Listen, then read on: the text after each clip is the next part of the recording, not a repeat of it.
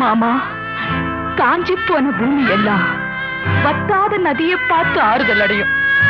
அந்த நதியே காஞ்சி போயிட்டா துன்பப்படுறவங்க எல்லாம் அவங்க கவலைய தெய்வத்துக்கிட்ட முறையிடுவாங்க. ஆனா தெய்வமே கலங்கி நின்னா அந்த தெய்வத்துக்கு யாரால ஆறுதல் சொல்ல முடியும்? தானாடவில்லை அம்மா, சதையாடுது. அது தந்தை என்றும் பிள்ளை என்றும் விளையாடு.